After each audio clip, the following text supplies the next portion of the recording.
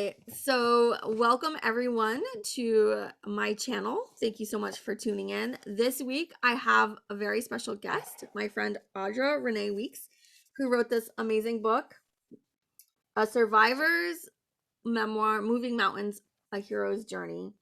And this is her, what would you call it, Audra? A Your, life story, like, yeah, that's your life story. Yeah. yeah. It's her life story and how she overcame her mountains and obstacles and is a survivor, and she is was courageous enough to write this amazing book, and it's just so well written. It's amazing. And it I was just really shocked, Audra, of like just how like there's chapters I just cried, but it was like I wanted to keep reading because it was just so amazing. And I know you, so I know you came out and you're okay, right? Like you're well. And but it was just all these things that I didn't even know about you. So that brings me into my first question, Audra. What inspired you to write the book? Well, it's interesting because when I was going through cognitive therapy, I was sharing a lot of my cognitive therapy journey on social media. And in that sharing, I was reaching people, I was touching people. And I had a few people tell me, you should write a book. And I was like, never going to happen.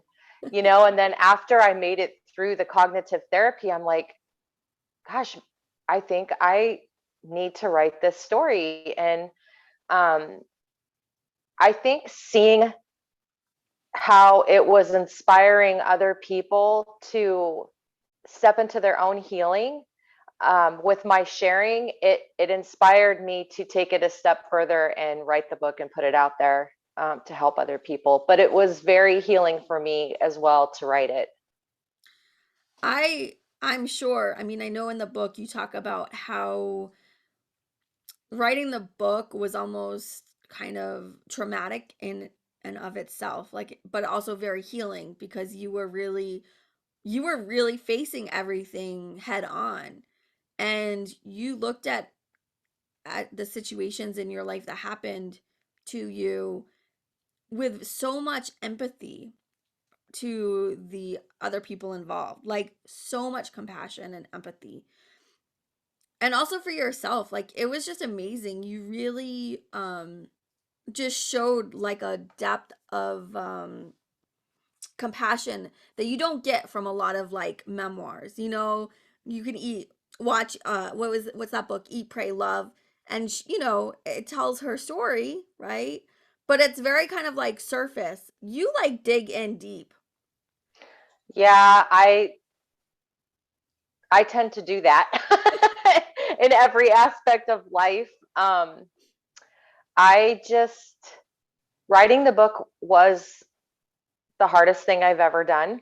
Mhm. Um, Going through cognitive therapy, I thought was the hardest thing I had ever done until I wrote my book. And when I was writing my book, I realized that honestly, in cognitive therapy, I was just scratching the surface. Um, but to go into a level of, when you're writing, you want to um, really dig deep and give details and stuff so that the person reading it is can understand as much. I tried to articulate the best that I could to help the reader understand what I was going through, like what it was like for me and what I was going through. And yeah, I feel like leaving no stone unturned is powerful on the healing journey, because there's always stuff hiding, like in our bodies and everywhere in our energetic fields. And I just, man, I wanted to get it done, get it out. Do you feel that writing the book has healed you more than cognitive therapy? Or do you think they went hand in hand? I think they went hand in hand. It's hard to say, like, I've done so many different things along my journey that I can't, they're all contributors to where I'm at right now. And um, I needed every single piece of it to be here right now, So I don't necessarily would say that it healed me more. It definitely made me, maybe it helped me release more, you know? Yeah. Yeah. Um, because trauma is something that, we don't go around talking about. We don't go around and just share that information with people. And even when you go to therapy, sometimes you don't even really just offer it up, It's not like something, um especially in our society, we're taught to, and you talk about that in your book, like how you were taught to just, that you were okay, right? Just to say you're okay and nothing happened. It didn't happen. You don't talk about it. And that's so much of our society, is we just don't talk about it. We don't talk about our trauma. We don't talk about the things that have happened to us.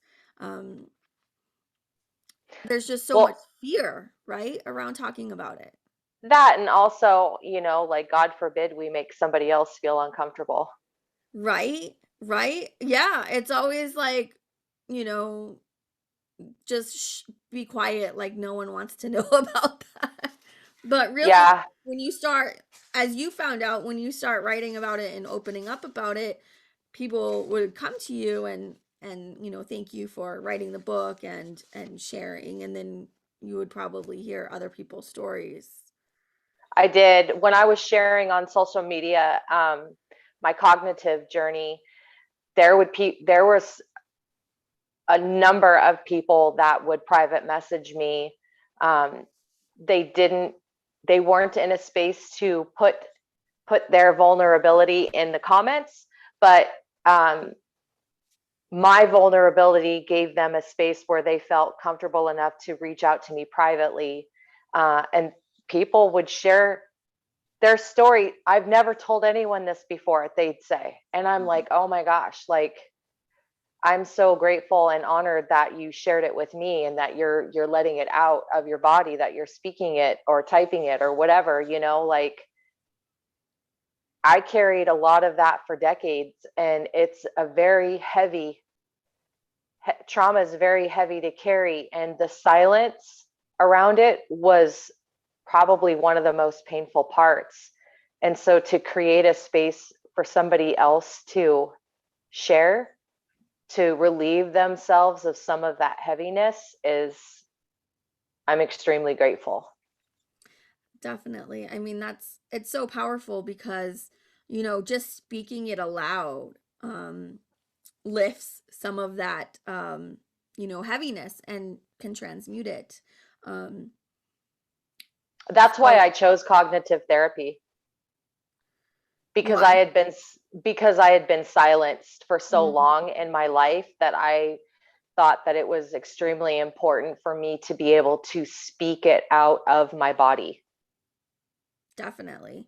Yeah. Now, I met you back in 2013 doing Munaiki.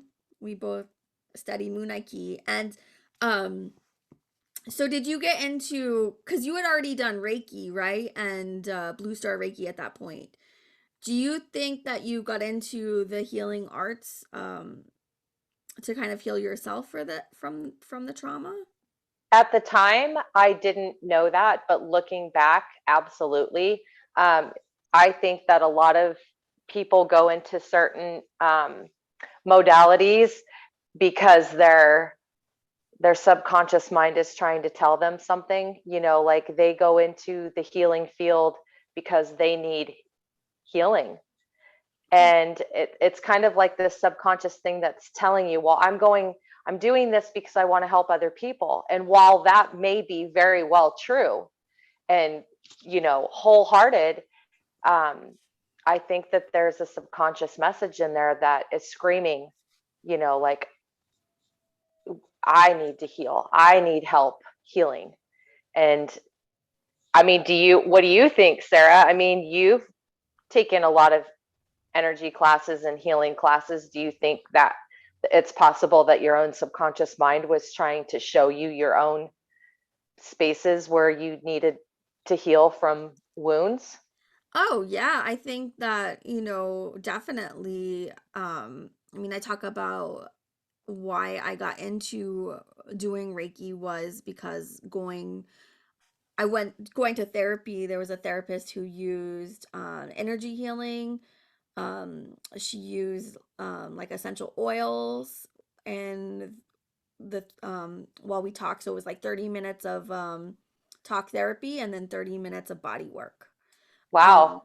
yeah, and it was amazing. And um I'm not typically a very open person, and I'm not going to just trust somebody just because they say they're a therapist or a priest or anything, so I'm not going to just lay out my wounds.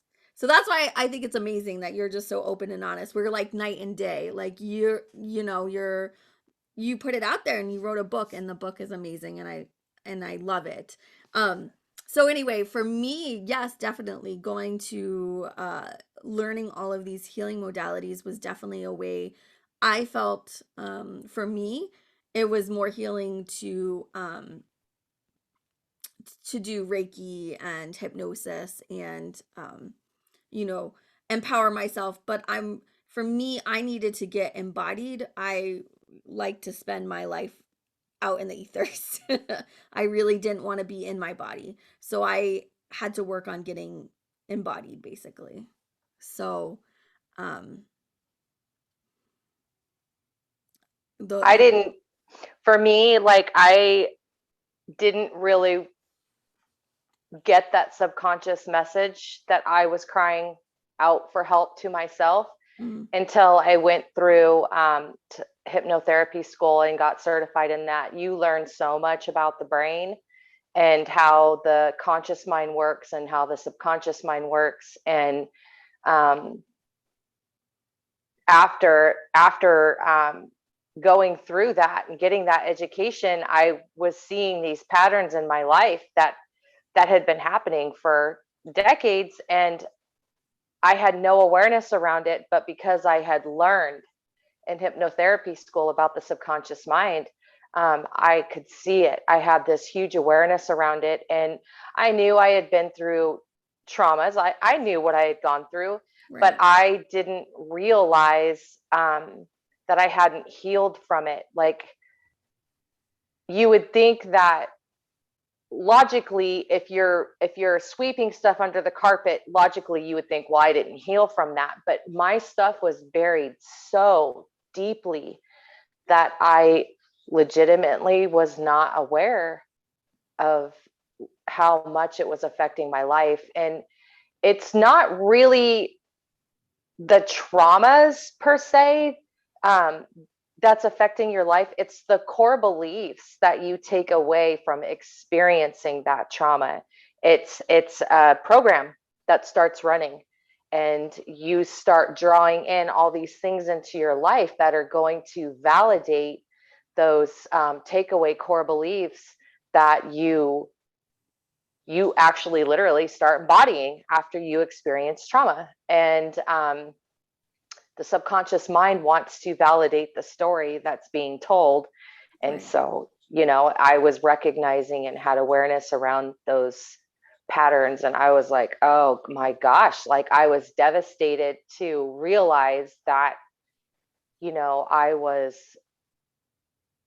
45 years old, and that's how my whole life had been, like, I felt so robbed. Once I was aware of what was going on, I felt so robbed of my whole life. But you were one of the lucky few that, realized, at least, you say it was like 45, but at least you realize, there's people who go through their whole life running these same programs over and over and over again. And they don't really even try to do talk therapy, cognitive therapy, Reiki, whatever. They don't even try anything. They just say, oh well, I'm a victim, or oh well, I'm healed, right? And they don't try to even take it any, you know, and maybe that's just, I mean, I know we're not supposed to judge, when you're a teacher, right? Maybe that's their path. I think it's an awareness thing. Like, if I had become aware sooner, Mhm. I would have done the work sooner. Right. But a lot of people live their life like that because they are genuinely unaware of the programs that they're running. And I'm extremely grateful that I had that aha moment and had gotten, the education or whatever the tools that I needed to find that awareness. I'm extremely grateful for it. It was an extremely hard journey, but it was well worth it. Yeah. Yeah. That's, I mean, I think it's awesome.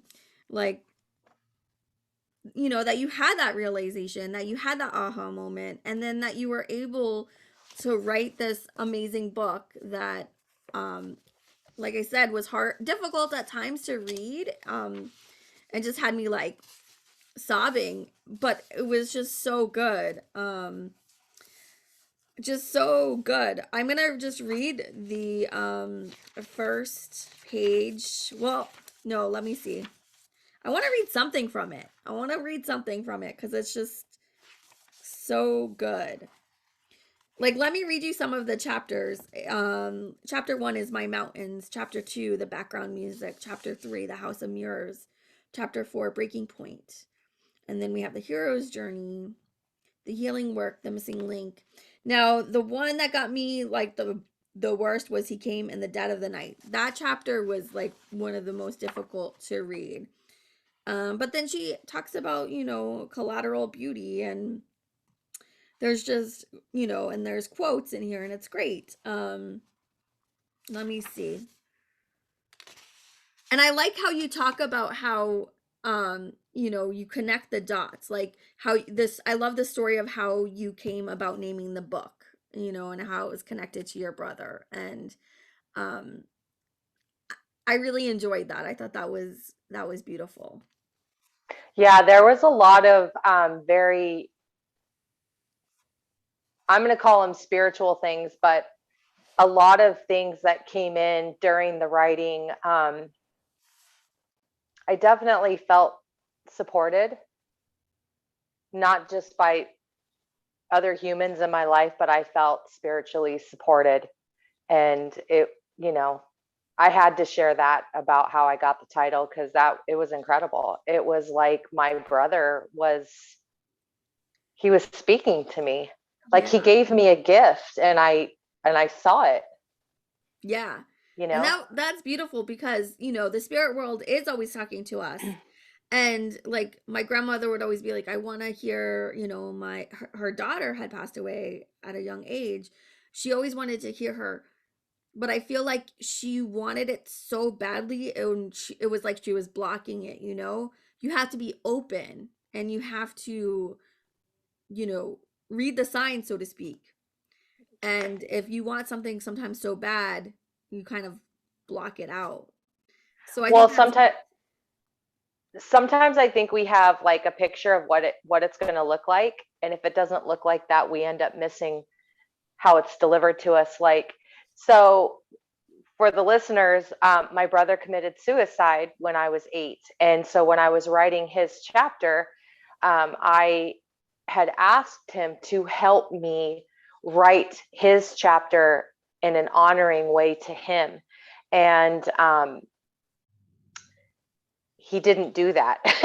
He did not like channel through me to write the chapter, but I had these events happen where I hadn't, I can't remember what chapter that was, but I did not have the title of my book yet. And I had a couple of things happen where he didn't give me his chapter, but he gave me the title of my book.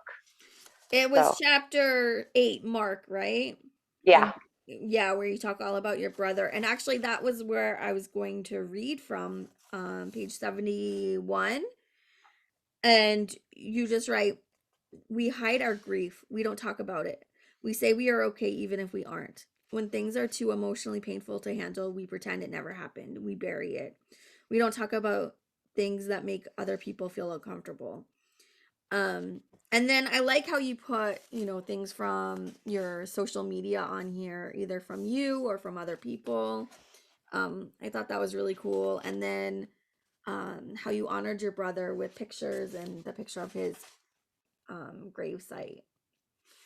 Yeah, I really enjoyed reading the chapter about your brother, Mark. I do feel like you really honored him in a beautiful way, and I'm sure, I do too.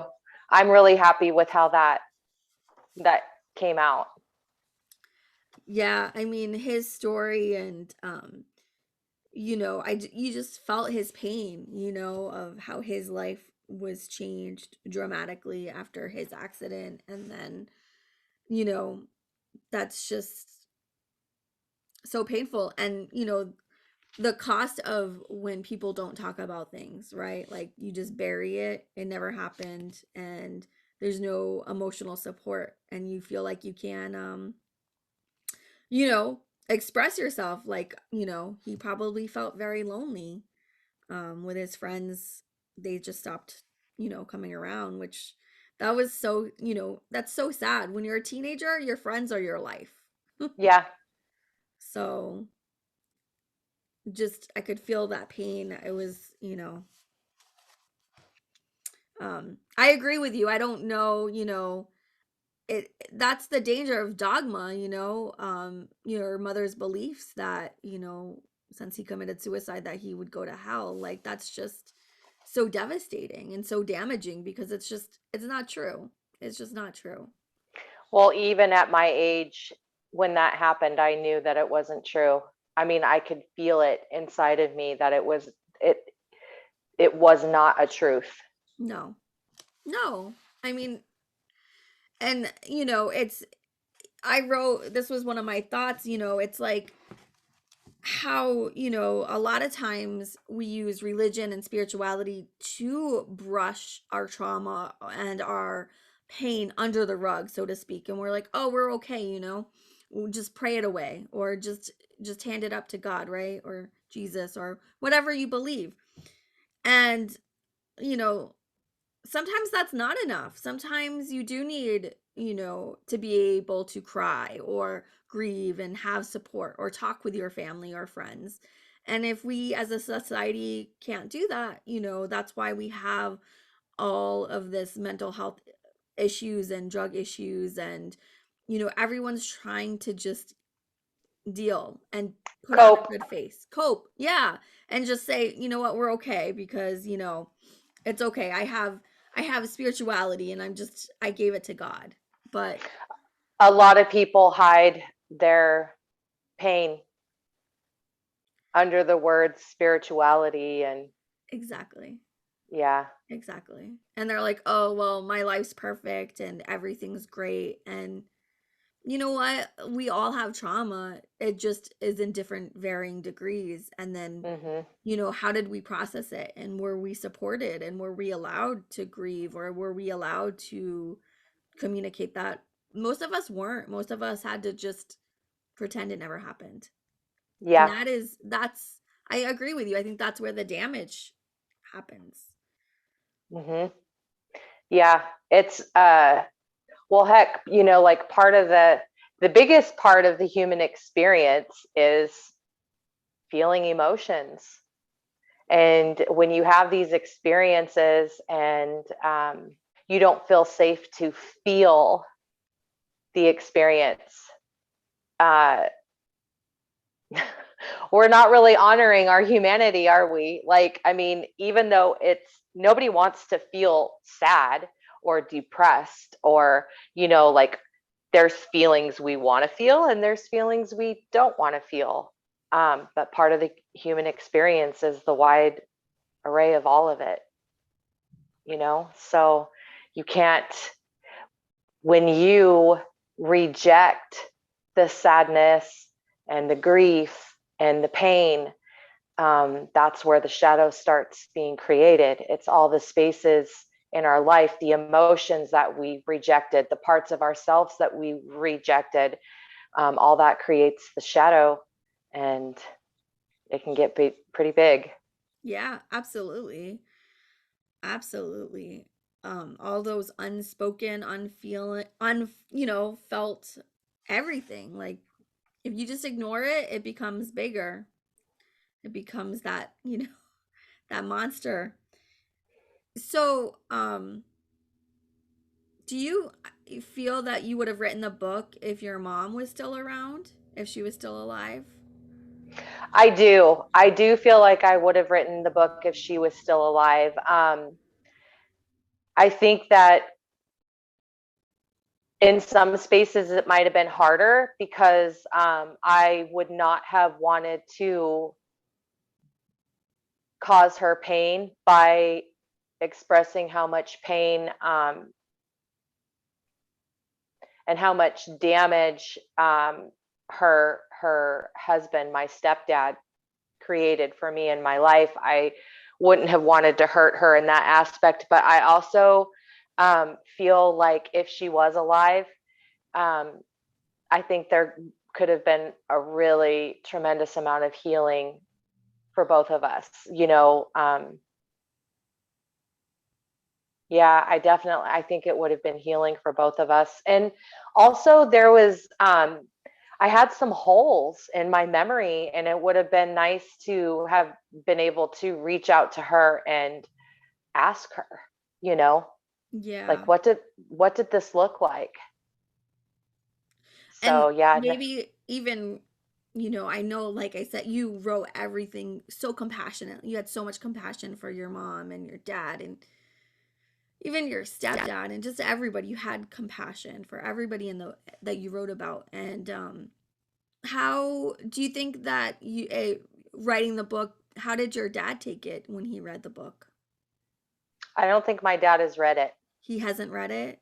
I don't think Oh, so. There's actually a lot of family members that haven't read it, and even though, like you said, you were still able to push through and continue reading it because you knew what the end of the story looked like, you right. know? And even though they know that, they see I'm still alive, like I'm doing well. Um, I think that it could be triggering for family members to face things about our family or our life that they're not ready to acknowledge or face, and that's okay. I totally understand, and I think that it would be hard to read a book like the one I wrote about a family member. It would be painful.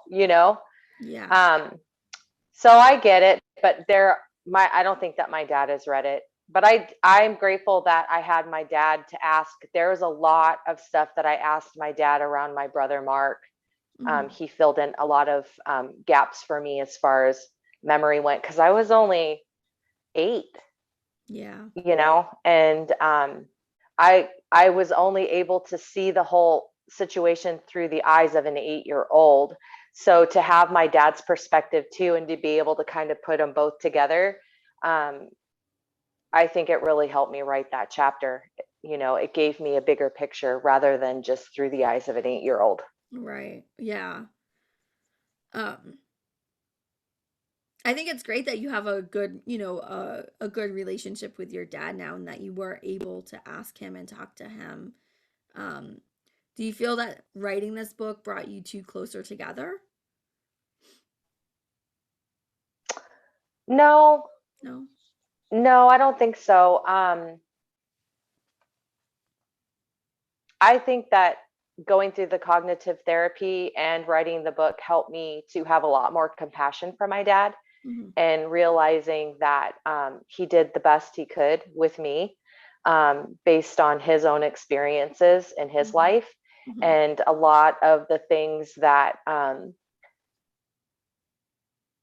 caused me pain about my upbringing, like he came by them honestly, and he didn't do it. He was not abusive to me, and there was never a lack of love. There was just a huge lack of connection. And unfortunately, that created a lot of abandonment issues for me. But I feel like I absolutely feel like my dad is doing the best that he can, and I know he loves me. It might not be the relationship that I would want to have, but I'm grateful for the relationship that it is. Yeah, that's good. I mean, Yeah. because we're all, human, and we're all, as you talk about in the book, we all are dealing with our own life and our own situations. And, as a child, you don't necessarily understand that. But No, you can't process no, that. You're no, not capable of it. no. Yeah. Um, but, it's like once you're an adult and, when you're a child, your parents are always like, oh, when you have children, you don't even have to have children. It's just becoming an adult, you can see their perspective. You can see, you know, how they're human and they're just trying to do the best that they can. Yeah. Yep. Yeah, I mean, I'm not related to you, but, just having being the human experience, the book was in parts very triggering and very like, oh my gosh. Like I said, difficult to get through, but just so amazing. Like I was just blown away with, like I said, the courage and the compassion and just how deep you dove. And because I love reading autobiographies and memoirs and spiritual journeys, but like I said, they're usually very surface, and you just dove right in and you unpacked and you laid everything out. You laid your soul bare. Like you're just like, here it is, this is me. And I was just like, wow. Yeah. I'm like, let's just do this. Just do it. Come on, let's get her done. I loved all the exclamation points throughout the book. I'm like, oh yeah, Audra definitely wrote this.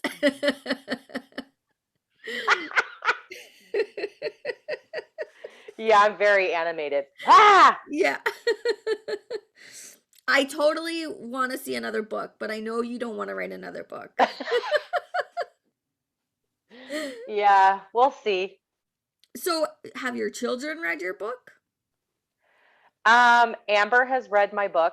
She's my oldest. And she is very supportive. Like, she tells other people about it if she feels it might help them.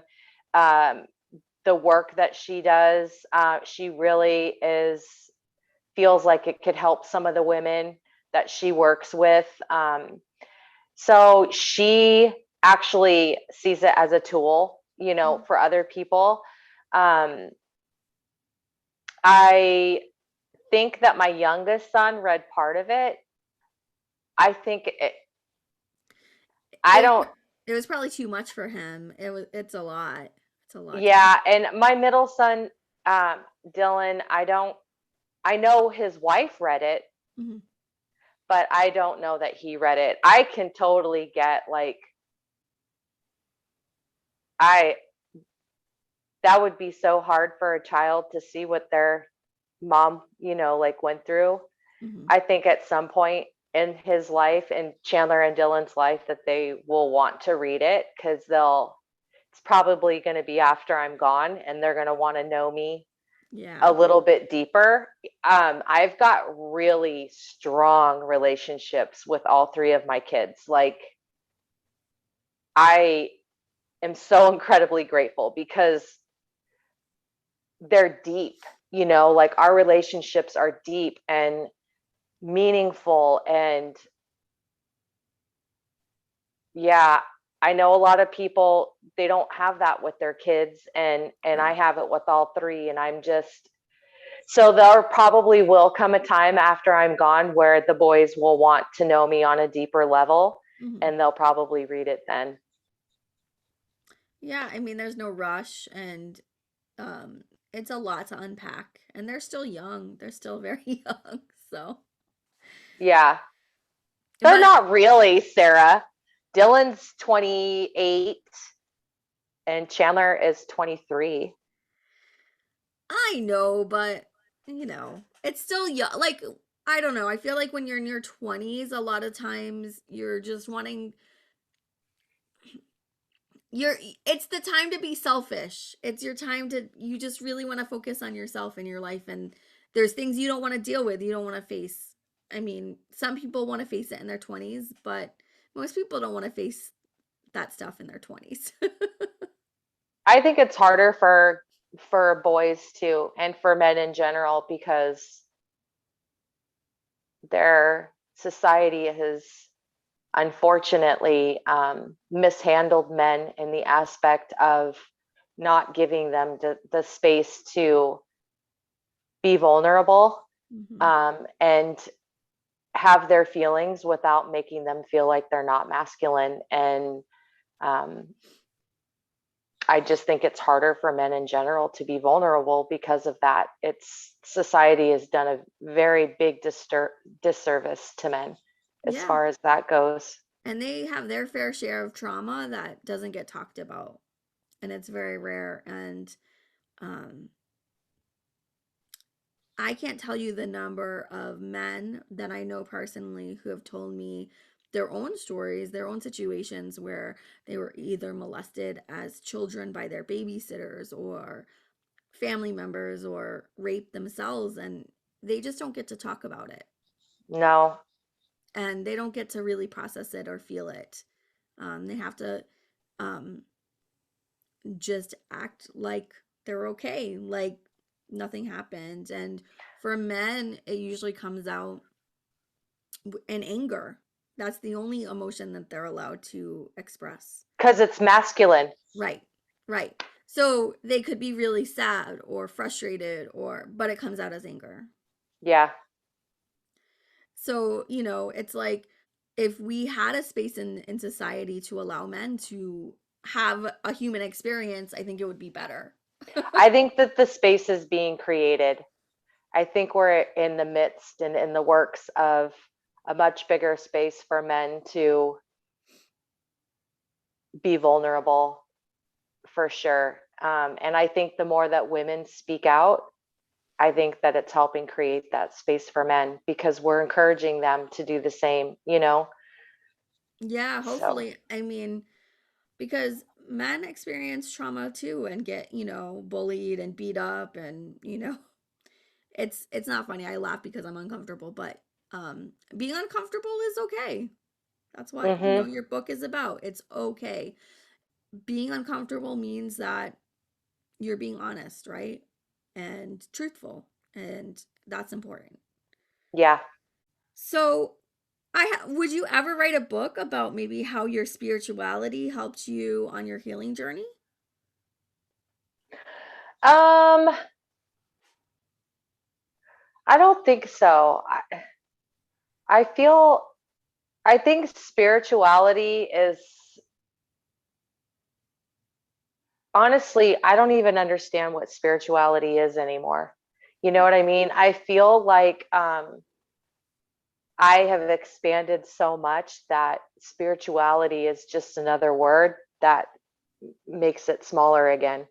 You know Mm-hmm. what I mean? Mm-hmm. Um, It puts it in a box, and you're like, it's everything. it really does. And yeah, no, I don't know that. I think if I ever were to write another book, it would probably be around my psychedelic journey, the healing Oh, process that, yeah, through the psychedelic journey. So, yeah. wow. That would be amazing to hear your experience and how that has helped you come, shake free or come out of releasing more of that trauma. I watched Yeah. some of the other interviews you've done, and you've talked about that, how it's released a lot of those cellular like memories. Yeah, because when you experience trauma, there is an echoing. Uh, oh boy, the word just eluded me. It starts with an I. Imprinting. Yes, there's an imprinting that happens, and it's like a sound wave, Like the trauma happens and a sound wave goes off, do, do, do, do, do, do, do, do. And it's like reaching out to these layers that for me personally, some people might be able to reach the layers with cognitive therapy. I could not. The impact of the trauma that I experienced was way out there. And sitting with the plant medicine has helped me reach out into that expanded territory and definitely, release way out there. It's really hard to explain, but I think that even someone who hasn't experienced the psychedelic can understand that trauma layers out. Right. It imprints out. And, like our beingness is infinite, and so trauma can echo out really far. And I found that psychedelics really helped me to get those way outer layers. Now, how did you come to that conclusion that you wanted to try psychedelics on your healing journey to release this trauma? Was that the thinking? How did that thinking process go? How did you come about that? So after I published my book, the saying goes, you don't find the psychedelics find you when you're ready, Well, after I published my book, they found me. And honestly, I was going into it more for the expansiveness of it, getting closer to the truth of who I really am. And along, in that, I started realizing, wow, this is like really, like I'm still going through, there's still trauma, there's still imprinting out in these layers that I haven't reached yet. And I think that's where I recognized it actually when I was sitting in the medicine, that there was still stuff, and that's how it was working. But honestly, I went into it with the intention of expansion, which I have received, but it looked a lot different than I thought it was going to look. You know what I mean? Like reaching it and embodying it was a lot different than what I thought. And that usually is, right? It's, things don't look like the way we expect them to or They happen. don't. No. And like you never thought you were going to write this book. You never thought that, you know, probably that you would be where you're at right now. And here you are. Yep. So, Yes. life just does not go where, we think it's going to go. And I mean, that's the exciting part of life, right? And being a human. You know what I've learned from that, Sarah, is that so like when people are talking about doing manifesting or making vision boards or whatever, they have like this specific picture of what they want or what they want to do. And in this journey, especially the psychedelic journey, I have learned to manifest through my feelings. This is what I want to feel. I want to feel supported. I want to experience the miracles of life. I want to, like experience my own divinity. And however the universe sees fit to deliver how I want to feel, I don't care what it looks like. If I feel those feelings, Yeah, I'm going to be happy with whatever it is that's creating the feeling, right? definitely. So I just, I stopped limiting the infinite ways the universe can deliver Yes. by writing out how I want to feel. This is how I want to feel. However you see fit to deliver for me to experience these feelings, so be it. And I think that's key. I've always had a problem with the law of attraction and manifesting. And I'm like, it just seems so materialistic and so almost egotistical, because what makes us think that our human ego knows what our higher self needs or wants? So I always felt like, doing a vision board and saying, I want this type of car and I want this type of life is so limiting. And it's so, the universe can't really work with that. But feelings, the universe can, because it's vibration and the universe Yep. is vibration and energy. The universe can work with that. Yes, things are energy and vibration as well, but it's on a denser frequency, and so it's more difficult to work with those things. And you really limit yourself. You really, like you said, put yourself in a box. Whereas if you go with the feeling, then you have infinite possibilities, and something more that than you could even dream of can happen. Yeah. Yeah. Like whatever's going to bring that feeling, bring it on. Um, I think vision boards are very creative Hmm. and expressive, like a really beautiful way for people to express and create. But as far as manifesting goes, I don't, I don't think that's the way to go. Yeah. Yeah, and trust me, I've made vision boards and I've had fun, because it's creative and it's fun and it's And I think that's the energy and the creativity is what's helping create, like the feeling or the manifestation. Honestly, it has nothing to do with what you're putting on your board. It's the action of creating, of being in that space of creativity. That's the powerful part. and then, another thing that people don't really talk about is, you may manifest what you want, but then you have that anxiety. You're like, well, I got it, now what? And did I really want this? Like, so you manifested, you created writing this book. I'm sure you had a lot of anxiety around, how are people going to perceive me? How are people going to how did you I'm sure you had a lot of sleepless nights. Like, how did you work through that? I worked through a lot of that before I actually published the book.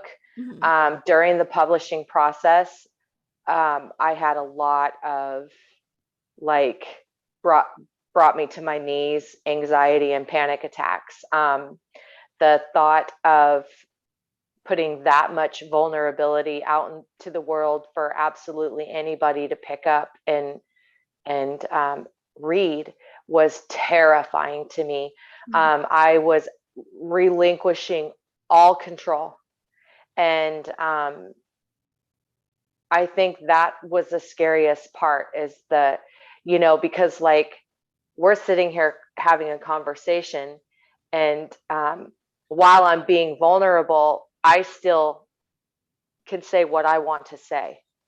You know what I mean? Like I can say it the way I want to say it. I can choose to leave this part out or add this part in, but in the book, it is literally everything. Like I cannot think of another single thing that I could have added to that um, that isn't already there. Like it's all there. And Yeah. to relinquish the control of, like you said, what are people going to think? Hmm. Like um, it was really hard. And I did a lot of work with my therapist through that publishing process. And by the time the book actually got published and was out there, I had let it go. Like I had to let it go. Like I knew I had no control Hmm. over what it was going to create with the reader. And I had to let it go, you know? Yeah. Well, I thank you so much for writing this book. Like, it was a pleasure reading it, and your vulnerability and compassion is just, like I said, I'm just in awe that you wrote the book and you put it out, and it's amazing. And I think that what you did was very courageous. And um I want like everyone to read this book. That's why I wanted to interview you, because it's just it's so good. I bought it on Kindle, and then when I saw you at Blue Star Reiki, I was like, I want an autograph copy. I always like to hold them in my hands. Yeah. There's an energy when you're holding the paper um, that has come from trees. Like there's an energy there, and there's an energy in the words and the holding of the book and seeing. I think it's completely different than reading it on a screen. Absolutely. It feels um it feels more real, and it feels more personable. I totally agree. Like if I would never, I know a lot of people read books on Kindle because honestly, if you're a reader, it's a lot less expensive Yeah. if you want to read a lot of books to read it on Kindle. And people tend to take their iPads or whatever device they have wherever they go and to have to bring, a book or whatever. But I won't read a book on the computer or, like I You want to don't hold get it. that. I love the smell of books, the feel of books, everything. So, Yeah. Audra, you and I both have huge changes coming up. You just left your job. I just left mine. You are going to be doing healing work full time now. So, I don't know if If you pull it back, it'll get there, but they there, can't see but it. they can't see it. You're doing yoni steaming and Reiki healing. Yes. So if they go on to, you don't have your website on here? No, I need to update my website and put my services on there. My Yeah. website currently is basically just about my book and like all the podcasts I've been on. Okay. But I am going to, now that I'm not at a 9 to 5, I'm Yay. going to update that and put my services in. But my business cards do have my phone number. You can also, if you do go to my website, it's audrareneweeks.com. And there is a tab like where you can contact me. It will send me an email. And also, I'm on Instagram, Audra Rene Weeks, and Facebook, Audra Rene Weeks. There's 3 ways that you can reach out. And I'll link all of that below in the description box for people. So if okay, interested in Reiki or the yoni steaming, um, they can reach out to you either through your website, your phone number, or online through Facebook or Instagram. yeah. And if anyone ever has any questions about like what my psychedelic journey was like for me too, they can reach out and I'm happy to share. Is there anything else you want to add about your psychedelic journey? Um, well, I'm still on it. Mm-hmm. I'm still on the journey. I'm a huge advocate for microdosing psilocybin. But other than that, yeah, no, I'll leave it at that. Well, thank you so much, Audra, for joining us tonight. It was a pleasure. I loved, talking with you about your book. And I recommend everyone read it because we all have trauma. It may not be as intense as this, but we're all human, and um, things happen. So thank you, Audra, so much. And Thank you for um, talking to me about it. thank you guys for tuning in. If you like this video, please hit the like button down below and please subscribe. I will be uploading videos every Wednesday night, 7 p.m. Arizona time. Bye, guys.